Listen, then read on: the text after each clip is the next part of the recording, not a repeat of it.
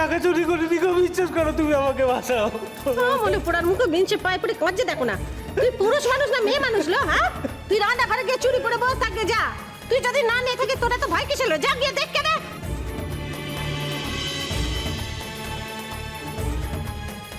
যা। দেখো শ্রেষ্ঠা, টাকা যখন হারিয়েছে তখন একমাত্র বগনকে ব্লেম দিয়ে তো লাভ নেই, এখানে তো অন্যরাও আছে। বটেই তো, বৌদি দাদা কথাটা বুঝতে পারলে না? আরে বাবা, এ বাড়িতে তো আমাদের একমাত্র কাজের লোক বগন নয়, আরো একজন তো আছে। তাকে তার বাক্স ব্যাগটা নিয়ে আসতে বলো।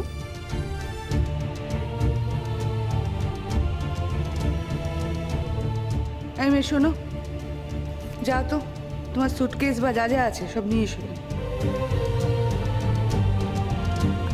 আমাকে বলছেন?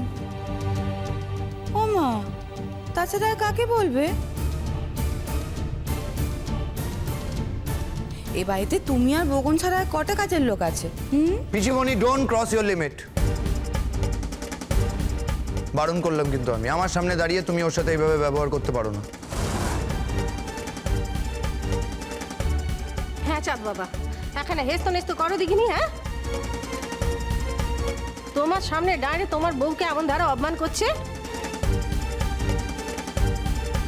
তাকে কাজের লোক বানিয়েছে, তাকে চোর বলতেছে। জানো তো, বউয়ের অপমান মানে নিজের অপমান। দাও দেখিনি একদম থোঁতা মুখ ভোঁতা করে। না, প্রথম দিন থেকে তুমি তো ওই পরিচয়ই দিয়েছো, এক মুখে অন্য কথা কি করে বলছো বলো তো? তুমি ভুল করেছিলাম, তখন ভুল করেছি। সেই দিন তুমি ভুল করেছিলে বলে আজকে তো আমি ওকে ছাড়বো না। হ্যাঁ, this cannot be an excuse. বুঝতে পারছি তোমাকেও বশে করেছে, কিন্তু আমরা তো ওর বশে হব না। আমার বাড়ি থেকে আমার টাকা যখন চুরি গেছে তার ইনকোয়ারি তো হবেই, এবং ও শুধুমাত্র এই বাড়ির একটা ঝি।